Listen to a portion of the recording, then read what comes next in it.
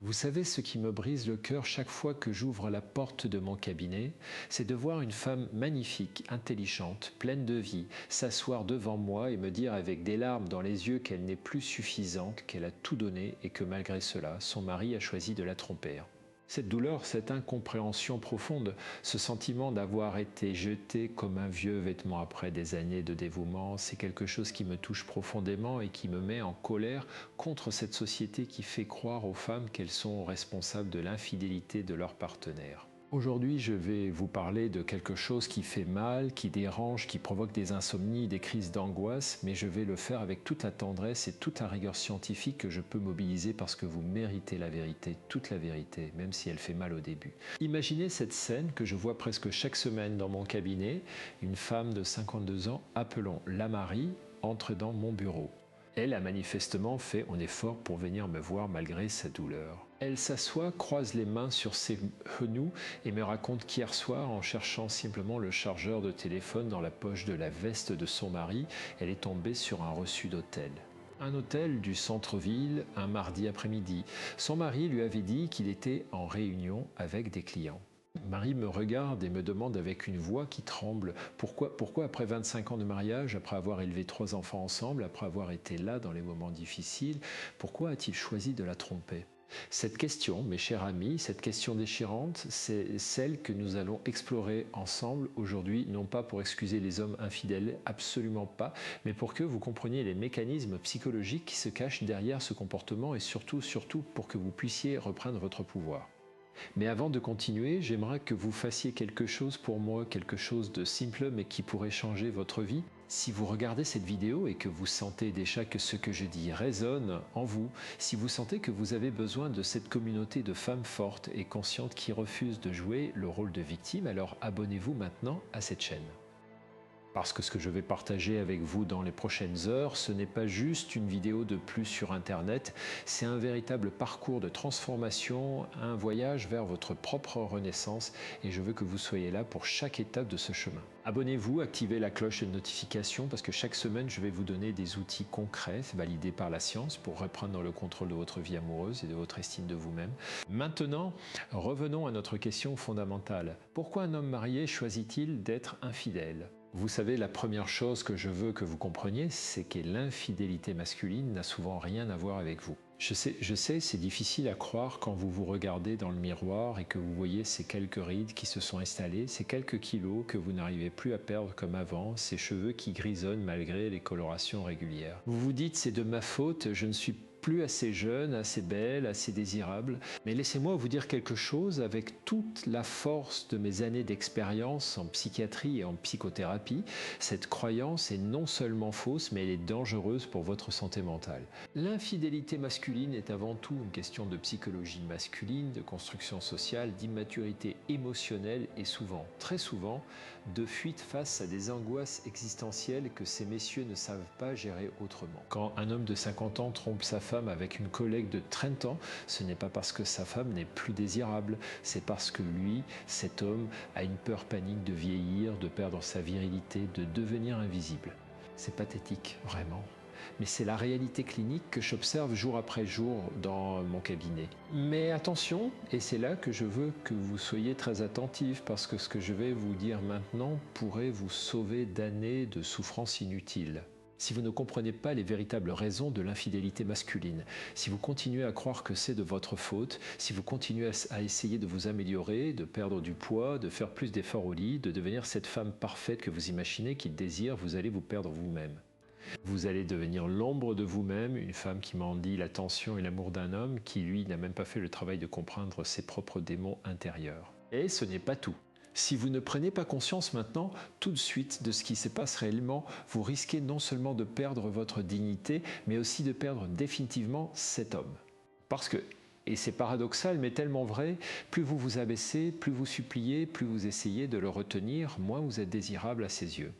Les hommes, mes chers amis, sont attirés par la force, par la confiance, par les femmes qui savent leur valeur. Un homme qui vous trompe et qui vous voit ensuite vous effondrer, perdre votre estime de vous-même, devenir dépendante de son attention, cet homme ne reviendra pas vers vous par amour, il reviendra peut-être par culpabilité, par habitude, par confort, mais jamais par désir authentique. Imaginez ce scénario qui me glace le sang chaque fois que je le vois se dérouler. Vous découvrez l'infidélité, vous confrontez votre mari, il vous promet que c'est fini, que c'était une erreur, qu'il vous aimait. Vous voulez tellement le croire que vous acceptez ses excuses. Vous faites encore plus d'efforts, vous êtes encore plus attentive, vous fermez les yeux sur certains comportements suspects, mais au fond de vous, vous savez. Vous savez qu'il continue, ou pire, qu'il pense à elle, qu'il compare et qu'il attend juste le bon moment pour partir. Et pendant ce temps, vous videz de votre énergie vitale, de votre joie, de votre confiance. Vous devenez cette femme que vous ne vouliez jamais être, cette femme qui vérifie les téléphones, qui pose des questions, qui a peur de chaque retard, de chaque message. Cette femme-là, ce n'est pas vous, mais c'est ce que la trahison peut faire si vous ne comprenez pas ce qui se passe vraiment. Et maintenant, écoutez-moi bien, parce que ce que je vais vous dire est encore plus terrifiant. Si vous ne reprenez pas votre pouvoir maintenant, si vous restez dans cette dynamique de victime, non seulement vous risquez de le perdre définitivement, mais vous risquez aussi de perdre quelque chose de bien plus précieux vous-même. Parce que pendant que vous êtes obsédé par cette autre femme, pendant que vous vous demandez ce qu'elle a de plus que vous, pendant que vous essayez désespérément de sauver un mariage avec un homme qui n'a pas le courage de faire face à ses propres failles, vous passez à côté de votre propre vie. Vous passez à côté de ces années magnifiques, ces années de maturité où vous pourriez être au sommet de votre pouvoir féminin, de votre sagesse, de votre sensualité. Parce que oui, mes chers amis, une femme de 50 ans qui s'y connaît, qui s'assume, qui a fait la paix avec son corps et son âge, cette femme-là est infiniment plus désirable qu'une jeune fille de 25 ans qui ne sait pas encore qui elle est. Mais revenons aux hommes et à leur psychologie si prévisible qu'elle en devient presque comique si elle n'était pas si destructrice. Quand je reçois des hommes infidèles dans mon cabinet, et croyez-moi j'en reçois beaucoup, souvent envoyés par leurs épouses qui espèrent que je vais les réparer comme on répare une machine cassée, je constate toujours les mêmes schémas, les mêmes mécanismes de défense, les mêmes justifications pathétiques. Le premier mécanisme, et c'est le plus fréquent, c'est ce que nous appelons en psychologie la crise du milieu de vie. Vous savez, cette fameuse crise de la cinquantaine où monsieur se réveille un matin et réalise qu'il a 50 ans, que la moitié de sa vie est derrière lui, que ses rêves de jeunesse ne se sont pas tous réalisés, que son corps change, que sa virilité n'est plus ce qu'elle était. Cette prise de conscience, qui pourrait être une opportunité magnifique de croissance personnelle, des réflexions profondes, de réorientation de vie, devient chez beaucoup d'hommes une source d'angoisse existentielle insupportable. Et comment réagissent-ils face à cette angoisse? Comme des adolescents attardés en cherchant à prouver qu'ils sont encore jeunes, encore virils, encore capables de séduire. L'infidélité devient alors une sorte de médicament contre l'angoisse de mort, une façon pathétique de se dire « Regarde, tu es encore vivant, tu es encore désirable, tu n'es pas encore fini ». C'est triste, vraiment, mais c'est la réalité clinique que j'observe constamment. Le deuxième mécanisme, et celui-là me met particulièrement en colère, c'est ce que j'appelle l'incapacité à gérer l'intimité véritable. Vous savez, mes chers amis, beaucoup d'hommes sont absolument terrifiés par l'intimité émotionnelle profonde. Ils sont à l'aise avec la séduction, avec le sexe, avec les conversations superficielles, mais dès qu'il s'agit de vraiment s'ouvrir, de montrer leur vulnérabilité, leur peur, leurs doutes, ils fuient. Et le mariage, après 20 ou 25 ans, c'est justement cela, une intimité profonde, une connaissance mutuelle qui ne laisse plus beaucoup de place aux masques et aux faux-semblants. Votre mari vous connaît, vous le connaissez, vous avez traversé des épreuves ensemble, vous vous êtes vus dans vos moments les moins glorieux. Cette intimité, qui devrait être un trésor, devient pour certains hommes une prison insupportable. Alors que font-ils? Ils cherchent l'excitation de la nouveauté, l'adrénaline et la séduction, cette période merveilleuse du début où on ne montre que son meilleur profil, où on peut encore jouer un rôle, où l'autre ne connaît pas encore nos défauts, nos petites lâchetés, nos moments de faiblesse. Avec cette nouvelle femme, ils peuvent redevenir le héros de leur propre histoire, l'homme parfait qu'ils n'ont jamais vraiment été. C'est une illusion, bien sûr, une illusion qui s'effondrera dès que la relation deviendra plus profonde. Mais sur le moment, cette illusion est tellement plus confortable que la réalité d'un mariage qui demande du travail, de l'engagement, de la vulnérabilité. Le troisième mécanisme, et celui-là est particulièrement insidieux, c'est ce que nous appelons en psychologie la validation externe. Beaucoup d'hommes, et cela vient de leur éducation, de la façon dont notre société construit la masculinité, ont une estime de soi qui dépend entièrement du regard des autres, et particulièrement du regard des femmes. Leur valeur en tant qu'homme, ils ne la trouvent pas à l'intérieur d'eux-mêmes, dans leurs qualités humaines, dans leur capacité à aimer, à être présent, à construire quelque chose de durable. Non, ils la trouvent dans leur capacité à séduire, à conquérir, à collectionner les preuves de leur virilité. C'est épuisant vraiment et c'est pathétique, mais c'est ainsi. Pour ces hommes-là, être mariés depuis 20 ans avec la même femme, aussi merveilleuse soit-elle, ne suffit plus à nourrir leur ego fragile. Ils ont besoin de nouvelles conquêtes, de nouvelles validations, de se prouver encore et encore qu'ils sont désirables. Votre amour, votre fidélité, votre présence constante, tout cela est devenu invisible à leurs yeux, non pas parce que vous avez changé, mais parce qu'ils sont devenus aveugles, prisonniers de leurs propres besoins maladifs de validation. C'est comme une addiction, vraiment une addiction à la séduction, au regard admiratif d'une nouvelle femme qui ne connaît pas encore leurs défauts. Maintenant, je veux que vous compreniez quelque chose de fondamental, quelque chose qui va peut-être vous choquer, mais qui est absolument essentiel. L'infidélité de votre mari ne dit rien sur vous, mais elle dit tout sur lui. Elle dit qu'il n'a pas fait le travail de maturation émotionnelle nécessaire pour être vraiment adulte. Elle dit qu'il fuit ses propres angoisses au lieu de les affronter. Elle dit qu'il est prêt à détruire ce que vous avez construit ensemble pour quelques moments d'excitation et de validation égaux. Elle dit qu'il est, au fond, un lâche émotionnel. Et je sais que c'est dur à entendre, surtout si vous aimez encore cet homme, mais c'est la vérité. Vous savez, ce qui me fascine et me désole à la fois dans ma pratique clinique, c'est de constater à quel point les femmes sont promptes à se remettre en question quand leur mari les trompe, alors que les hommes, eux, trouvent toujours des excuses extérieures. La femme se demande « Qu'est-ce que j'ai fait de mal? Comment puis-je m'améliorer? Qu'est-ce qu'elle a de plus que moi ?» L'homme, lui, se dit « Ma femme ne me comprend plus, elle est toujours fatiguée, elle ne s'occupe plus d'elle, elle ne me désire plus. » Vous voyez la différence? La femme assume la responsabilité, l'homme la projette sur l'autre.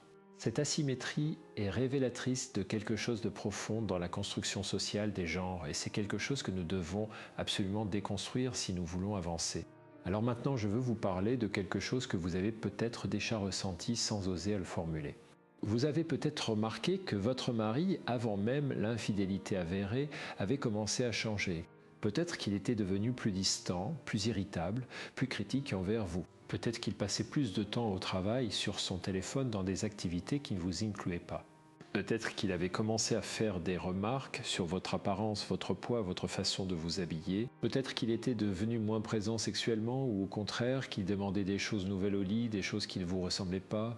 Tous ces signes, mes chers amis, ce ne sont pas des coïncidences, ce sont les manifestations d'un processus psychologique que nous appelons la distanciation émotionnelle. Avant même de passer à l'acte, l'homme infidèle commence à se distancier émotionnellement de sa femme. Pourquoi? Parce qu'il a besoin de justifier moralement ce qu'il s'apprête à faire ou ce qu'il fait déjà. Il ne peut pas se dire « je suis un salaud qui trompe une femme merveilleuse ». Non, son ego ne peut pas supporter cette image, alors il construit une narration différente.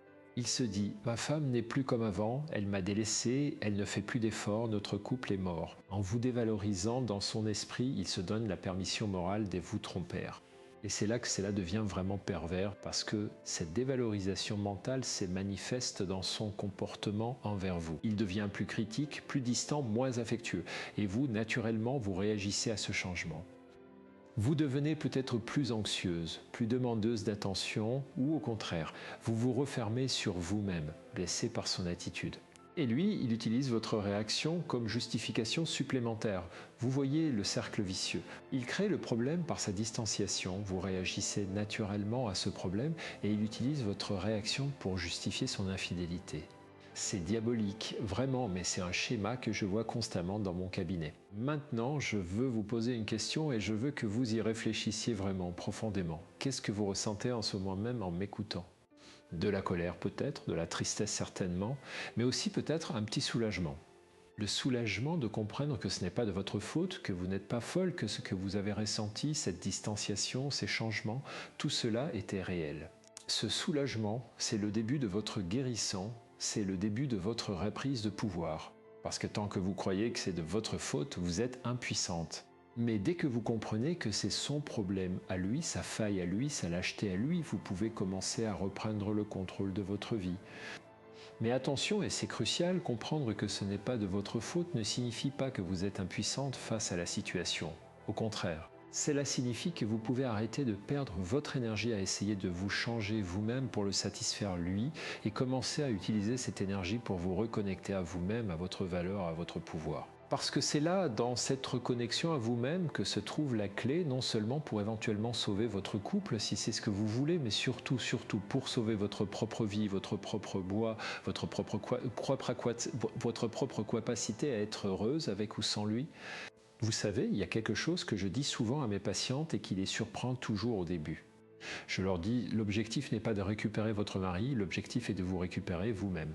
Parce qu'une fois que vous serez récupéré vous-même, une fois que vous aurez retrouvé votre force, votre confiance, votre joie de vivre, deux choses peuvent se passer. Soit votre mari, voyant cette transformation, réalisera ce qu'il est en train de perdre et fera le travail nécessaire pour mériter de nouveau votre confiance, et alors vous pourrez reconstruire quelque chose de plus fort, de plus authentique. Soit il ne changera pas et alors vous aurez la force et la clarté nécessaires pour partir et construire une nouvelle vie, une vie où vous serez respecté, valorisé, aimé, comme vous méritez de l'être. Dans les deux cas, vous gagnez, parce que dans les deux cas, vous vous retrouvez vous-même.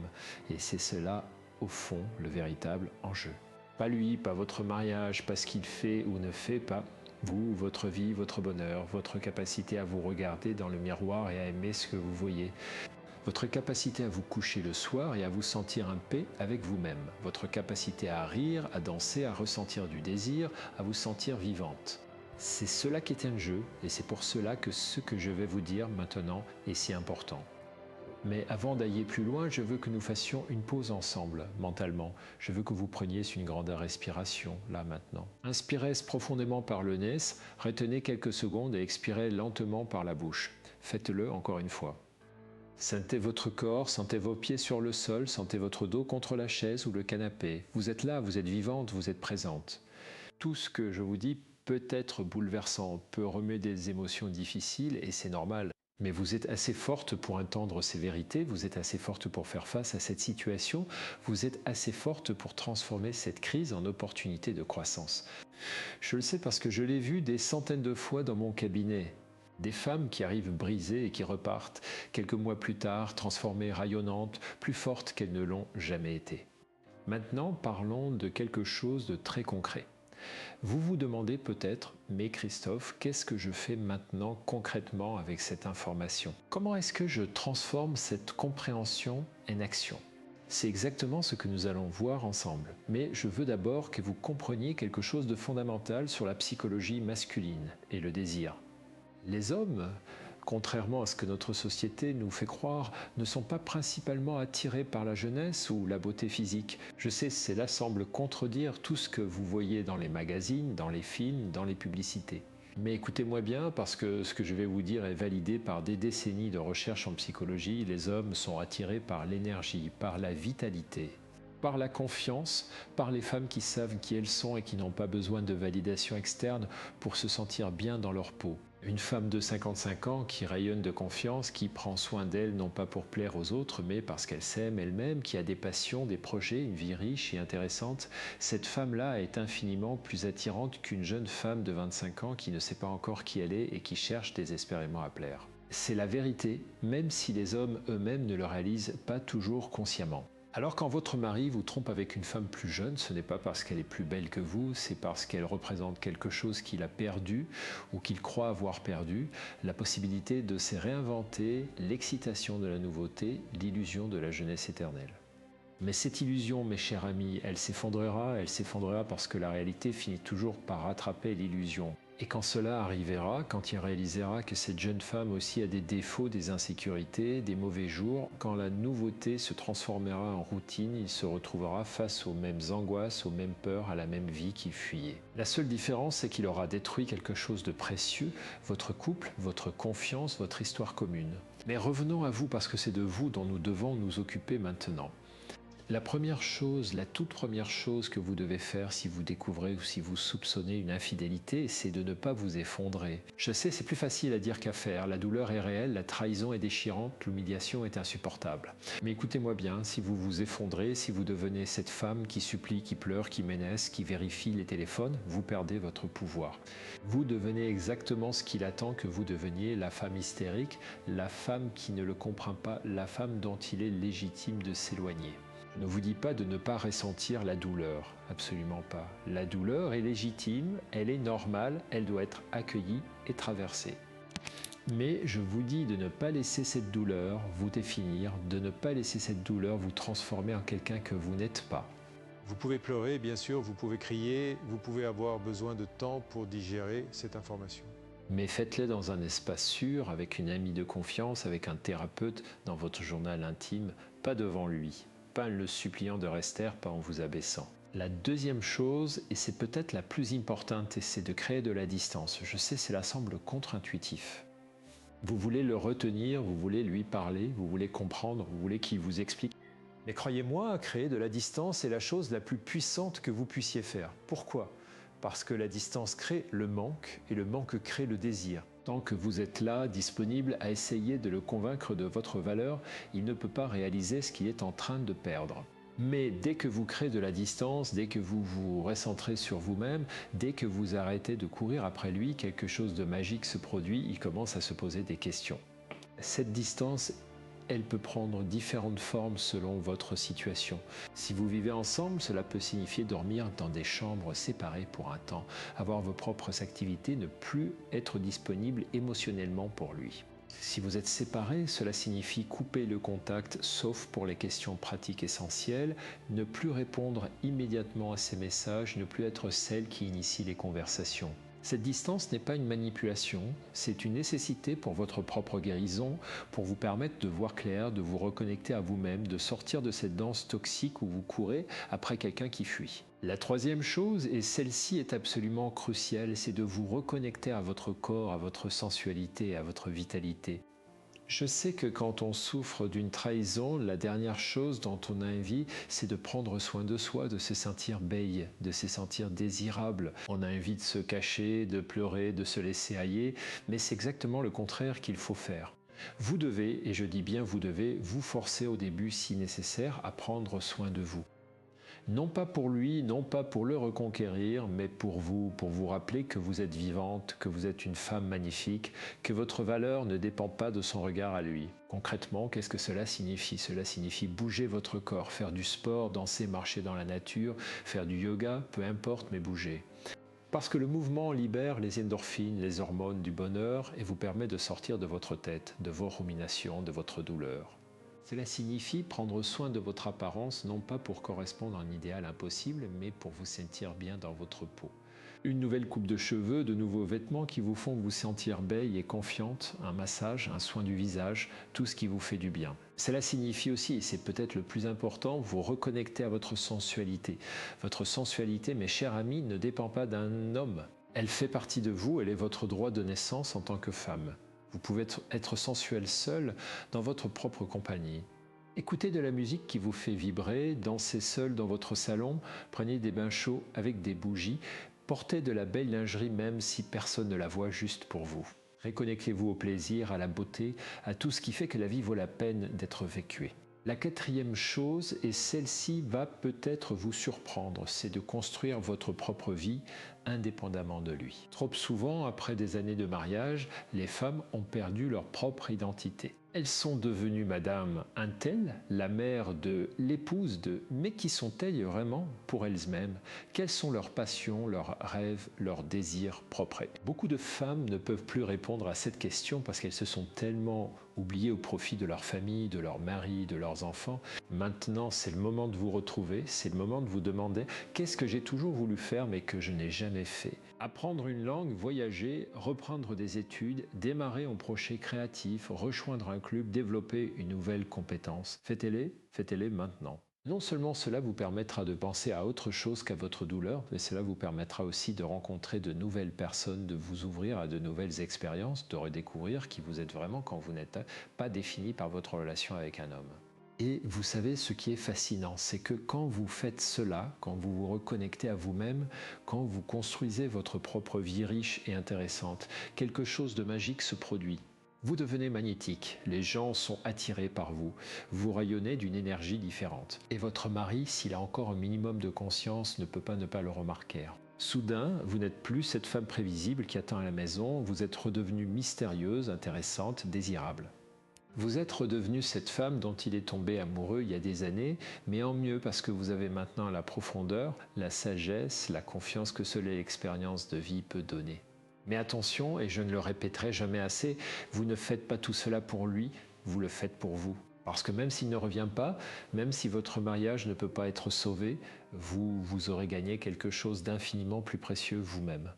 Vous aurez transformé cette crise en opportunité de renaissance. Vous aurez découvert des forces en vous que vous ne soupçonniez pas. Vous aurez construit une vie qui vous rend heureuse, indépendamment de la présence ou de l'absence d'un homme.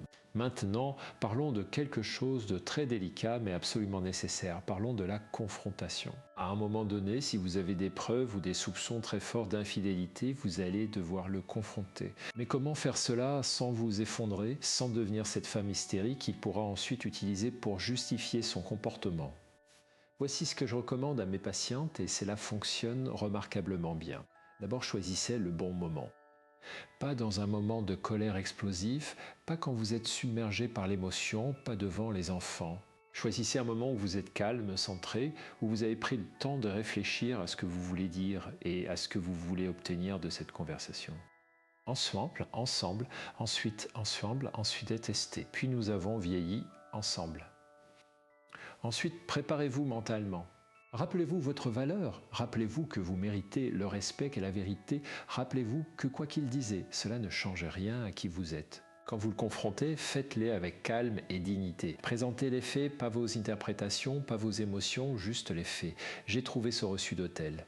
J'ai remarqué ces messages sur ton téléphone, j'ai entendu cette conversation. Ensuite, demandez-lui directement, est-ce que tu me trompes? Et puis, et c'est crucial, taisez-vous. Laissez le silence s'installer. Ne remplissez pas ce silence avec des accusations, des pleurs, des justifications. Laissez-le parler, observez sa réaction. Un homme coupable se trahira, soit par un aveu, soit par une défense excessive, soit par une contre-attaque où il essaiera de retourner la situation contre vous. S'il nie malgré des preuves évidentes, s'il vous accuse d'être paranoïaque, s'il refuse de prendre vos préoccupations au sérieux, vous avez votre réponse. Pas besoin d'aveu explicite. Son attitude vous dit tout ce que vous avez besoin de savoir. À ce moment-là, et c'est là que votre force doit se manifester, vous devez poser vos limites. Vous devez lui dire clairement ce qui est acceptable pour vous et ce qui ne l'est pas. Et surtout, vous devez être prête à agir en conséquence si ces limites ne sont pas respectées. Par exemple, vous pouvez dire « je ne peux pas continuer à vivre dans le mensonge et l'incertitude ». Si tu as une relation avec une autre femme, tu dois choisir. Soit tu mets fin à cette relation immédiatement, tu coupes tout contact avec cette personne et nous travaillons ensemble, éventuellement avec l'aide d'un thérapeute pour reconstruire la confiance. Soit tu assumes ton choix et nous nous séparons, mais je ne serai pas la femme qui attend à la maison pendant que tu explores tes options. Je mérite mieux que cela. Et ensuite, et c'est le plus difficile, vous devez être prête à suivre vos paroles par des actes. Parce que si vous posez des limites, mais que vous ne les faites pas respecter, vous perdez toute crédibilité. Vous lui montrez qu'il peut continuer à vous manquer de respect sans conséquence, et croyez-moi, il le fera. Les hommes, comme tous les êtres humains d'ailleurs, ne respectent que les limites qui sont réellement appliquées. Si vous dites que vous partirez s'il continue, mais que vous restez quand même, il apprendra qu'il peut faire ce qu'il veut sans vraiment vous perdre. Maintenant, je veux aborder quelque chose de très important, quelque chose dont on ne parle pas assez. Que se passe-t-il si votre mari choisit l'autre femme? Que se passe-t-il si, malgré tous vos efforts, malgré votre transformation, malgré votre force retrouvée, il décide de partir? Je vais vous dire quelque chose qui va peut-être vous choquer, mais qui est profondément vrai. Ce serait peut-être la meilleure chose qui puisse vous arriver. Je sais, en ce moment, vous ne pouvez pas imaginer votre vie sans lui. Vous êtes ensemble depuis 20, 25, peut-être 30 ans. Il est votre histoire, votre famille, votre quotidien. L'idée de le perdre est terrifiante. Mais écoutez-moi bien. Un homme qui choisit de vous quitter pour une autre femme, un homme qui est prêt à détruire des décennies de vie commune pour l'excitation d'une nouvelle relation, cet homme-là ne mérite pas votre douleur, ne mérite pas vos larmes, ne mérite certainement pas que vous passiez le reste de votre vie à vous demander ce que vous auriez pu faire différemment. Parce que la vérité crue et difficile, c'est qu'un homme qui vous aimait vraiment, qui vous respecte vraiment, qui comprend votre valeur, cet homme-là ne vous tromperait pas. Point. Il y aurait des moments difficiles, bien sûr, des tentations peut-être, mais il ne franchirait pas cette ligne parce qu'il saurait ce qu'il risque de perdre. Le fait qu'il l'ait franchi vous dit tout ce que vous avez besoin de savoir sur son niveau de maturité émotionnelle, sur sa capacité à s'engager vraiment, sur son respect pour vous et pour votre couple. Alors s'il part, s'il choisit l'autre, laissez-le partir. Je sais que c'est déchirant, je sais que c'est terrifiant, mais laissez-le partir avec dignité. Ne le suppliez pas, ne vous abaissez pas, ne lui donnez pas le plaisir de vous voir effondré. Relevez la tête, regardez-le dans les yeux et dites-lui quelque chose comme « Je suis triste que tu fasses ce choix, mais je te respecte assez pour te laisser partir ». J'espère que tu trouveras ce que tu cherches. Quant à moi, je vais me concentrer sur ma propre vie et mon propre bonheur. Et ensuite, et c'est là que commence vraiment votre nouvelle vie, vous allez traverser le deuil. Parce que oui, c'est un deuil, le deuil de votre couple, de vos rêves partagés, de la vie que vous aviez imaginée ensemble. Ce deuil est légitime, il est nécessaire et il doit être traversé, pas contourné. Vous allez passer par différentes phases, le déni, la colère, la négociation, la tristesse et finalement l'acceptation. Certains jours seront plus difficiles que d'autres. Certains jours, vous vous réveillerez et vous aurez oublié pendant quelques secondes qu'il n'est plus là, et puis la réalité vous frappera comme une vague glacée. Mais je veux que vous sachiez quelque chose que j'ai vu se confirmer des centaines de fois dans mon cabinet. Cette douleur n'est pas éternelle. Elle diminue progressivement, imperceptiblement au début, puis de plus en plus. Un jour, vous vous réveillerez et vous réaliserez que vous n'avez pas pensé à lui pendant plusieurs heures, puis pendant une journée entière, puis pendant une semaine. Et un jour, vous vous réveillerez et vous vous sentirez léchère, libre, excité par les possibilités qui s'ouvrent devant vous. Parce que voici ce que personne ne vous dit quand vous êtes au cœur de la douleur. La fin d'un mariage, aussi difficile soit-elle, peut être le début de la période la plus riche, la plus épanouissante, la plus joyeuse de votre vie. Vous êtes dans la force de l'âge, vous avez la sagesse de l'expérience, vous savez qui vous êtes et ce que vous voulez, vous n'avez plus besoin de plaire à tout le monde ou de jouer un rôle. Vous pouvez enfin être pleinement vous-même et vous savez ce qui est magnifique. Les femmes de votre âge qui ont traversé cette épreuve et qui en sont ressorties plus fortes, ces femmes-là sont absolument magnétiques.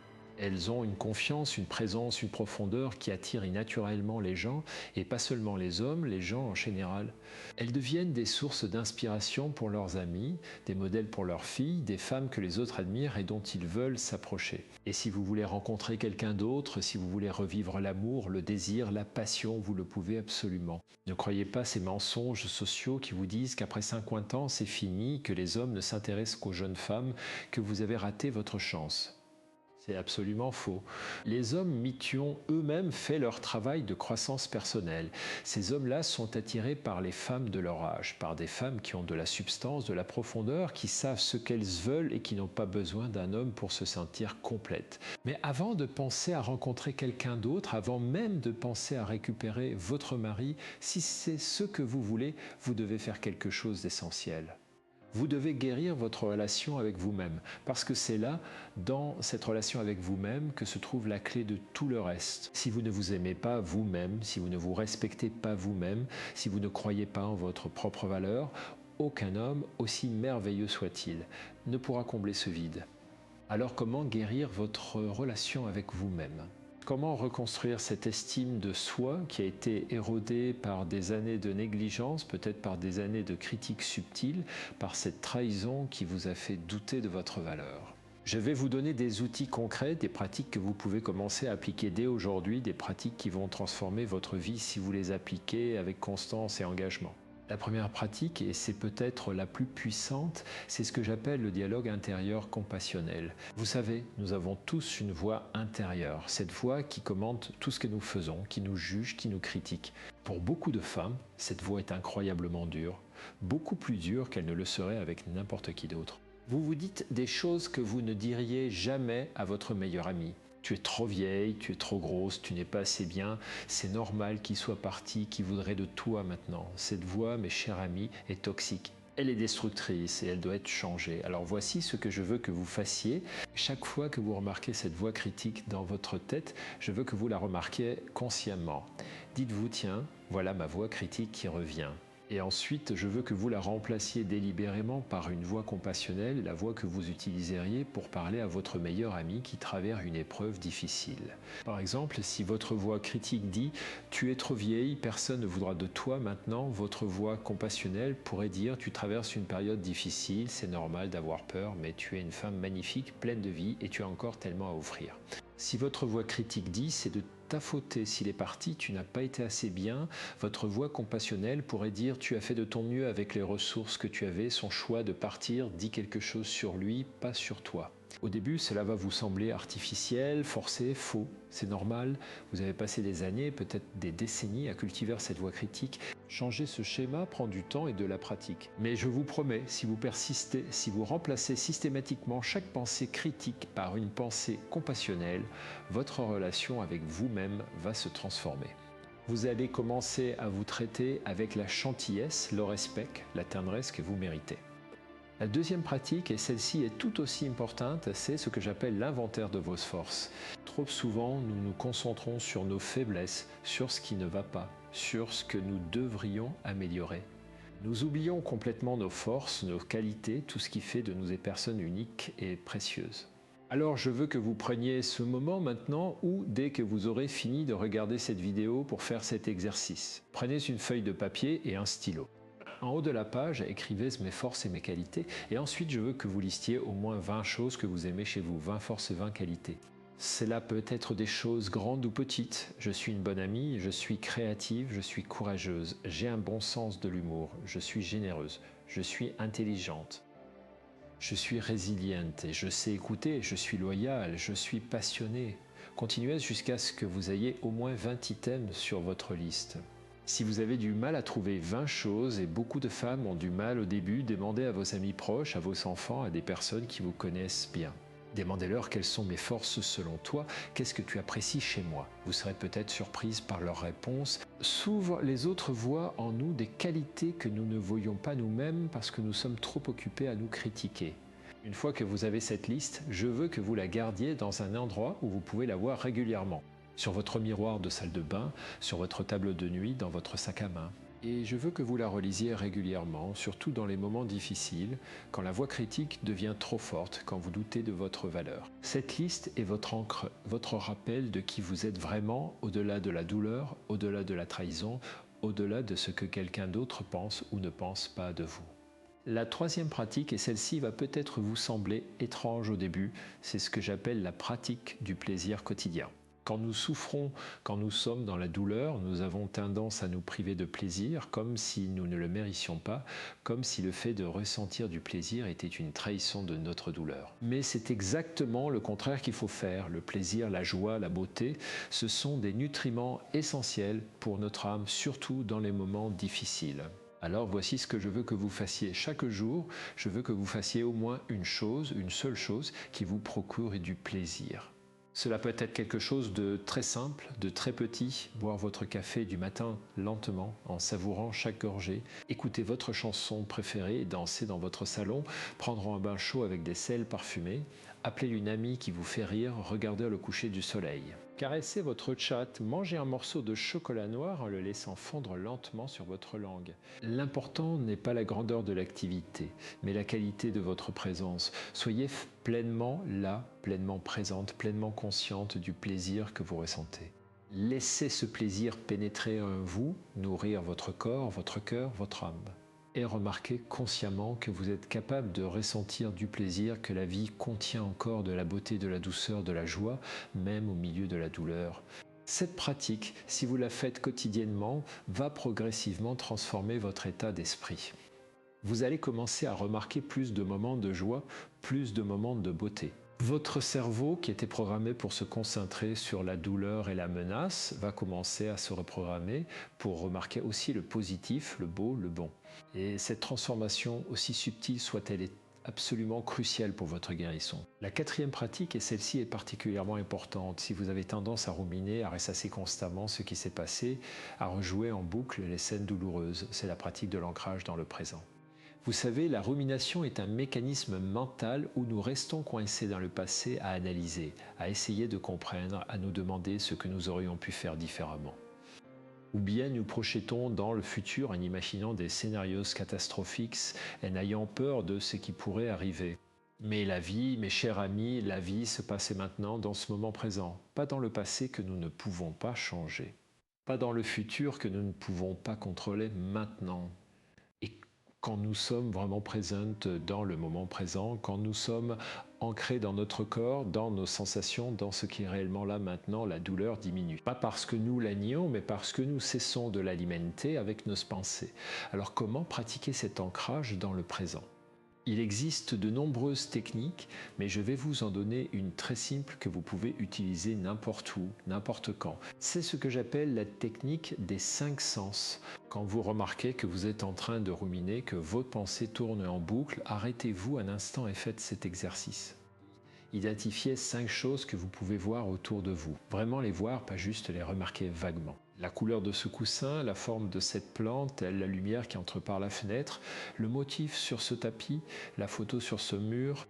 Ensuite, identifiez 4 choses que vous pouvez toucher. La texture de vos vêtements sur votre peau, la surface de la chaise sous vous, la chaleur ou la fraîcheur de l'air, vos pieds sur le sol. Puis 3 choses que vous pouvez entendre. Le bruit de la circulation au loin, le tic-tac d'une horloge, le son de votre propre respiration. Puis 2 choses que vous pouvez sentir.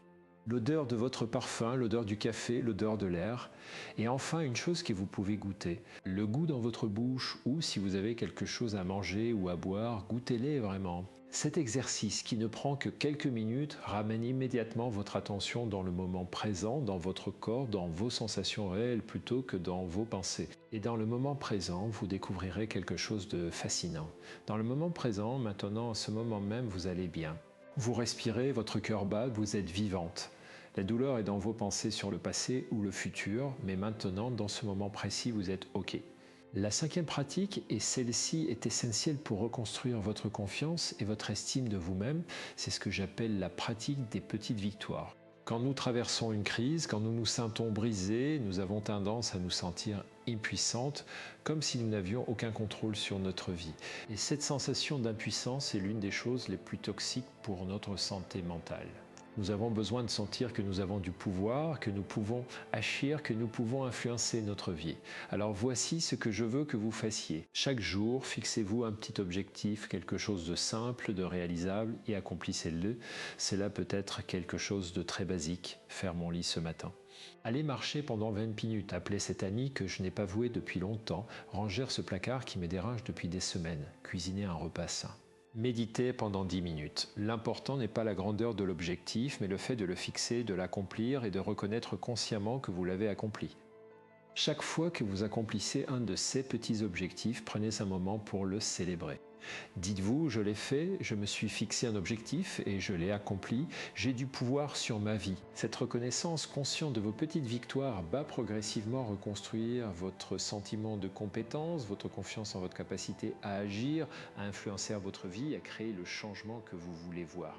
Et au fil du temps, ces petites victoires vont s'accumuler.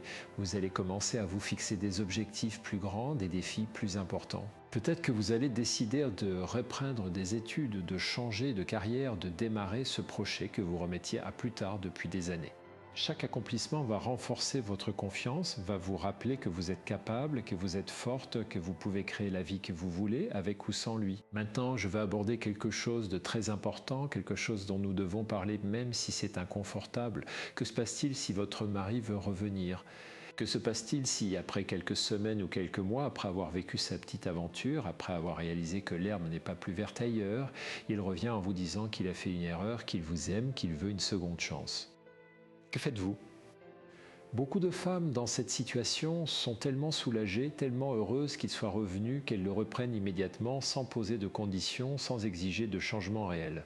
Elles veulent juste que tout redevienne comme avant, que la douleur s'arrête. Mais écoutez-moi bien, si vous faites cela, si vous le reprenez sans condition, sans s'exiger un vrai travail de reconstruction, vous vous préparez à revivre la même situation dans quelques années.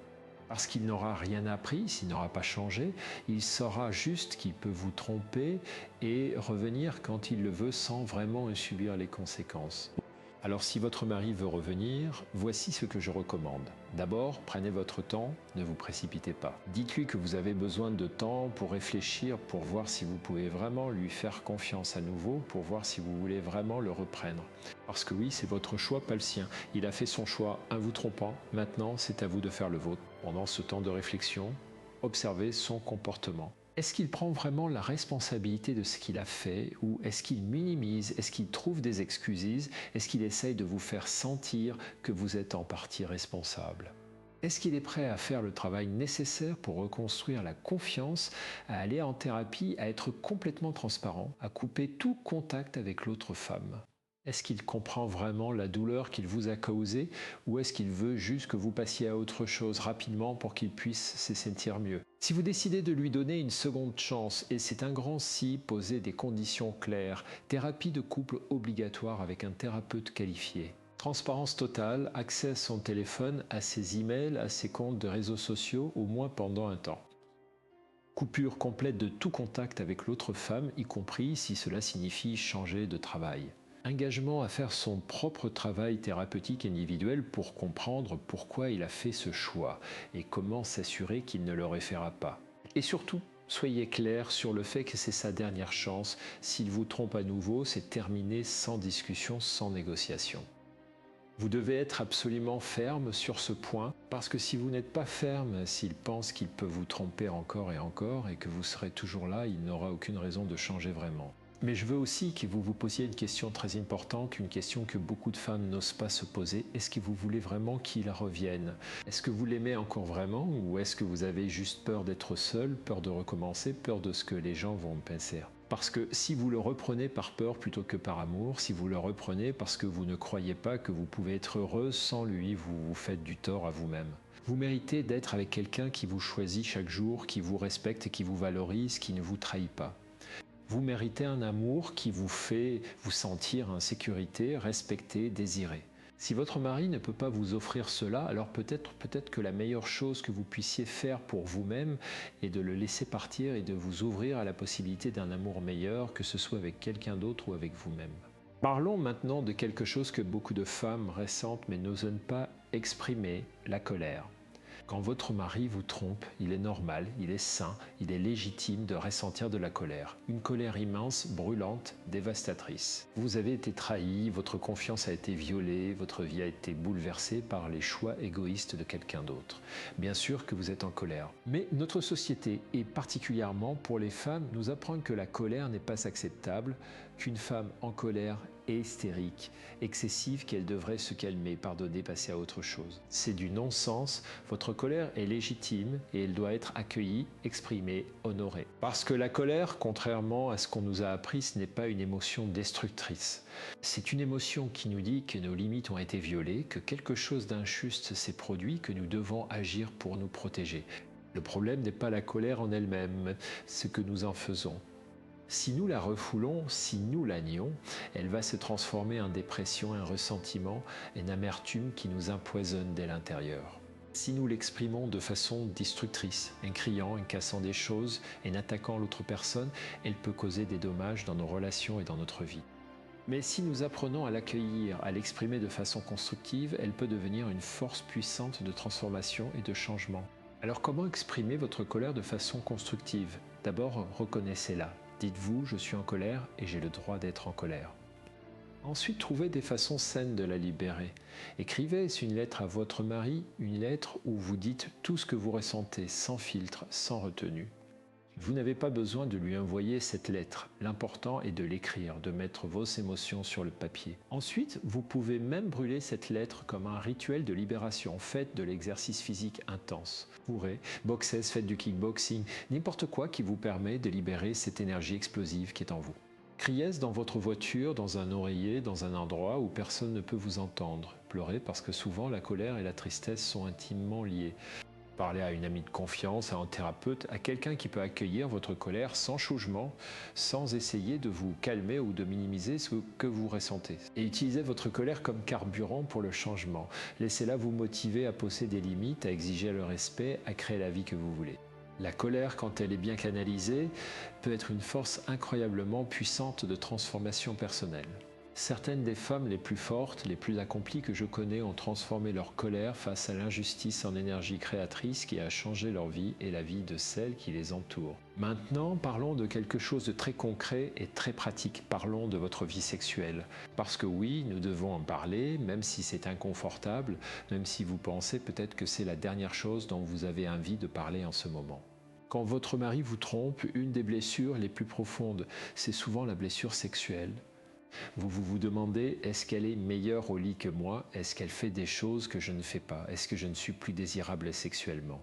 Ces questions sont douloureuses, elles touchent quelque chose de très intime, de très vulnérable en nous, et je veux que vous entendiez ceci très clairement. L'infidélité de votre mari n'a probablement rien à voir avec votre performance sexuelle, avec votre apparence physique, avec ce que vous faites ou ne faites pas au lit.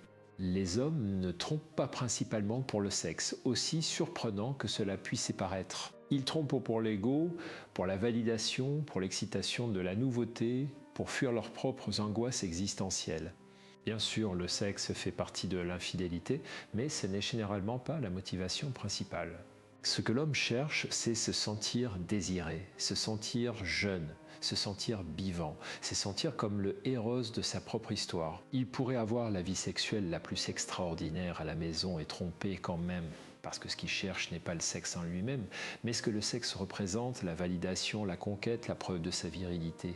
Cela dit, je veux que vous reconnectiez avec votre propre sexualité, non pas pour lui, non pas pour le reconquérir, mais pour vous.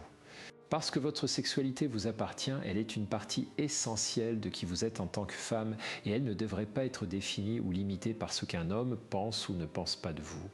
Vous êtes un être sexuel, sensuel et vous avez le droit de revendiquer cette partie de vous-même, de l'explorer, de l'apprécier, de la célébrer. Comment faire cela concrètement ? D'abord, reconnectez-vous à votre corps. Pas au corps que vous pensez que vous devriez avoir, pas au corps que les magazines vous disent que vous devriez avoir, mais à votre corps réel, celui que vous avez maintenant avec ses imperfections, ses cicatrices, ses changements. Ce corps vous a porté pendant 50, 55, 60 ans. Il a peut-être porté et donné naissance à des enfants, il a dansé, il a aimé, il a vécu. Il mérite votre respect, votre tendresse, votre appréciation. Prenez le temps de vous toucher, non pas nécessairement de façon sexuelle, mais simplement pour sentir votre corps, pour l'habiter pleinement. Mettez de la crème sur votre peau lentement, consciemment, en appréciant la texture de votre peau, la forme de vos courbes. Regardez-vous dans le miroir, vraiment vous regardez, pas avec un œil critique qui cherche tous les défauts, mais avec un œil bienveillant qui apprécie la femme que vous êtes devenue. Et oui, explorez votre sexualité, même seul, surtout seul. Redécouvrez ce qui vous fait plaisir, ce qui éveille votre désir, ce qui fait vibrer votre corps. Votre plaisir sexuel ne dépend pas d'un homme, il est en vous, il vous appartient. Et quand vous vous reconnectez à cette source de plaisir en vous, quand vous savez ce qui vous fait du bien, quand vous habitez pleinement votre corps sensuel, vous devenez magnétique. Vous rayonnez d'une énergie qui attire naturellement les autres vers vous. Parlons maintenant de quelque chose qui est souvent négligé, mais qui est absolument crucial dans votre processus de guérison, votre réseau social, vos amitiés, votre communauté. Quand nous sommes dans une relation de couple depuis longtemps, nous avons souvent tendance à négliger nos amitiés, nos relations en dehors du couple. Nous nous disons que nous n'avons pas le temps, que notre famille passe en premier, que nos amis comprendront. Et puis, quand la crise arrive, quand notre couple s'effondre, nous nous retrouvons seuls, isolés, sans ce réseau de soutien dont nous avons tellement besoin. Si c'est votre cas, si vous vous rendez compte que vous avez négligé vos amitiés pendant des années, il n'est pas trop tard pour reconstruire. Contactez ces amis que vous n'avez pas vus depuis longtemps. Soyez honnête avec elles, dites-leur que vous traversez une période difficile et que vous avez besoin de leur soutien. Les vrais amis seront là pour vous, même si vous avez été absente pendant un temps.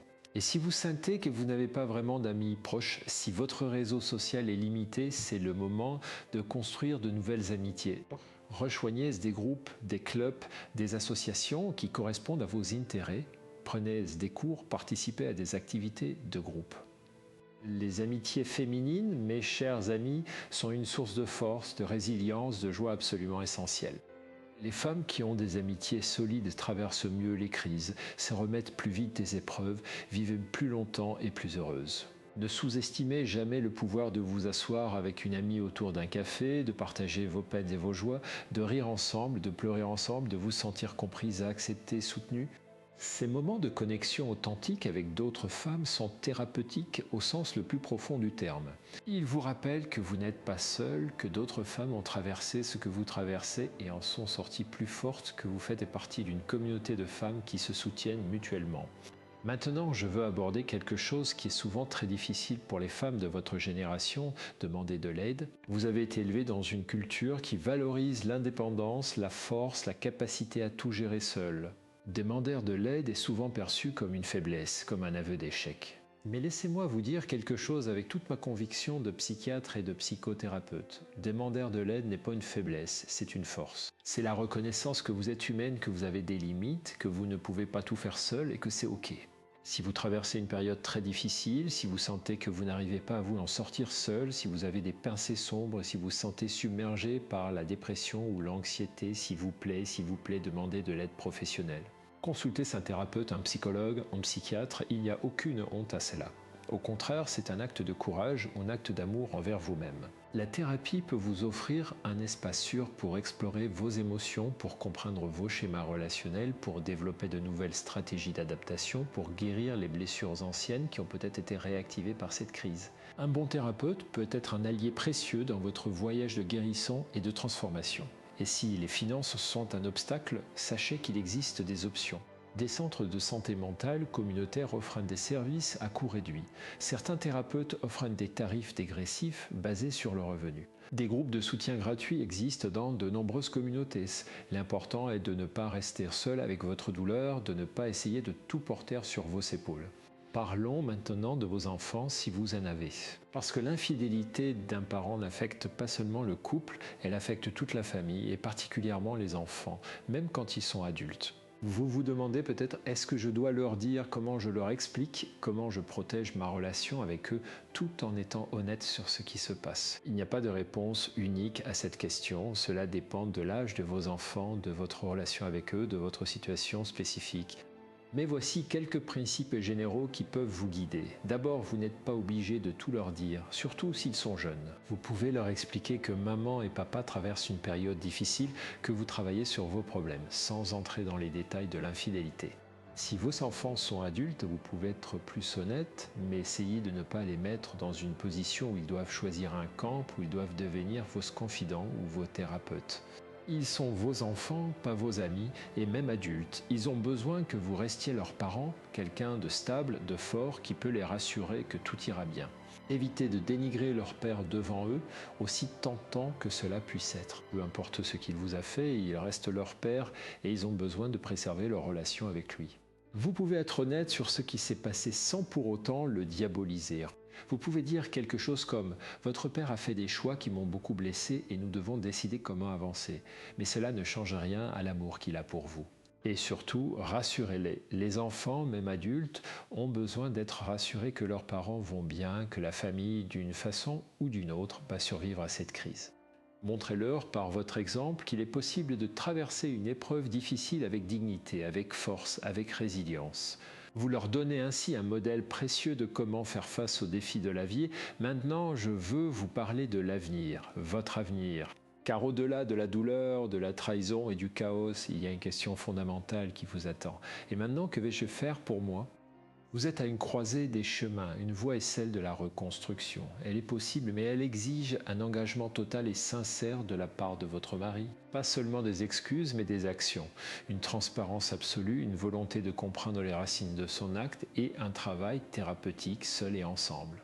Si vous choisissez cette voie, sachez que vous ne reconstruisez pas votre ancien mariage. Vous en bâtissez un nouveau sur des fondations différentes, plus honnêtes, plus solides. L'autre voie est celle de la séparation. C'est une décision qui peut faire peur, qui est pleine d'incertitudes. Mais ce n'est pas un échec.